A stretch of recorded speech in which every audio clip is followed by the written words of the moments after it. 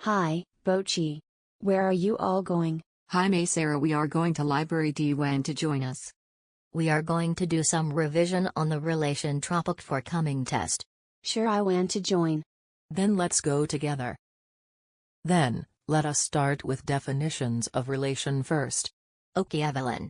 What is the definition of relation? A relation in mathematics defines the relationship between two different sets of information. If two sets are considered, the relation between them will be formed if there is a connection between the elements of two or more non-empty sets. Therefore, we can say a set of ordered pairs is defined as a relation. What is the example? This mapping represents a relation from set A into set B. A relation from A to B is a subset of A times B. The ordered pairs are 1, C, 2, N, 5, A, 7, N, for defining a relation, by notation. Where set 1, 2, 5, 7 represents the domain, and set A, C, N represents the range. Now let's discuss about properties of relation. Okay Dorothy. Let's start our discussions. So what are the properties of relations? The properties of relation are reflexive, irreflexive, symmetric, antisymmetric, asymmetric, and transitive. Now, let's us explore each of the properties. First is definition of reflexive. A relation of R on a set A is reflexive if every element of A is in A. Then, A is in R. That is, every element of A is R related to itself. In other words, it is a relation to A for every A in A. Now we go for example of reflexive. The relation of R1 in A is reflexive since every element of A is R1 related to itself. The relation of R2 in A is not reflexive, since X is not in R. Next is irreflexive. A relation of R on a set A is irreflexive if every element of A is in A. Then, A is not in R. That is, every element of A is not R related to itself. In other words, it's not a relation to A for every A in A. Then, we go for example of irreflexive. The relation of R1 in A is irreflexive since every element of A is not R1 related to itself. The relation of R2 in A is not irreflexive since X in R and Y in R. Next is symmetric. A relation of R on a set A is symmetric if A in A and A, B in R, then B in A to B, A in R. That is, A, B in R implies B, A in R. So the example of symmetric as follow. The relation of ZAR1 is symmetric since A, B in R is implies to B, A in R. The relation of ZAR2 is not symmetric since Y, X is not in R. Next is antisymmetric. A relation of R on a set A is antisymmetric if A in A, B in A, and A, B in R. Then, B, A in R. 2. A equal to B. That is, if A, B in R and B, A in R, then A equal to B. Then we can see the example of antisymmetric. The relation of ZAR1 is antisymmetric as A equals B when A, B, and B, A are both belong to R. The relation of ZAR2 is not antisymmetric since X is not equal to Y but both X, Y in R and Y, X in R. Next is asymmetric. A relation of R on set A is asymmetric if A in A and B in A. Then, A, B in R to B, A not in R. That is, every A, B in R implies that B, A not in R. Then we go for example of asymmetric.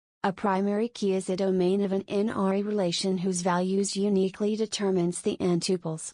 A primary key is also a specific choice of a minimal set of attributes represented by the columns that uniquely specify a tuple or row in a relation. Keys help you to uniquely identify a row in a table by a combination of one or more columns in that table. An example of a primary key is the student ID. Student ID is a primary key because it uniquely identifies an individual student record. Furthermore, no other students can have the same student ID. Now, let's look at composite key. The definition of composite key is the Cartesian product of a set of domains, the combination of which uniquely identifies n tuples in an n-ary relation. Imagine we identified a student by their first name plus last name. In a table representing students, our primary key would now be first name plus last name. Because students can have the same first names or the same last names, these attributes are not simple keys. The primary key first name plus last name for students is a composite key. Next, let's look at equivalence relation. Equivalence relation is a relation of a set A is called an equivalence relation if it is reflexive, symmetric and transitive. Let A be the set of all words. If A and B are in A, define A to B, to mean that A and B have the same number of letters, then, A to B is an equivalence relation. Let's look at equivalence class. Let R be an equivalence relation on set A. The set of all elements that are related to an element A, of A, is called the equivalence class of A. Define a relation AB on Z by AB A mod 4 equals B mod 4. Find the equivalence classes of AB. Two integers will be related by AB if they have the same remainder after dividing by 4. The possible remainders are 0, 1, 2, 3. Finally, we had done revision for our test. Yes, Evelyn. Hope we can answer and score our test well. Thanks all for having this revision. I had solved a lot of questions that I didn't understand. No problem, May Sarah.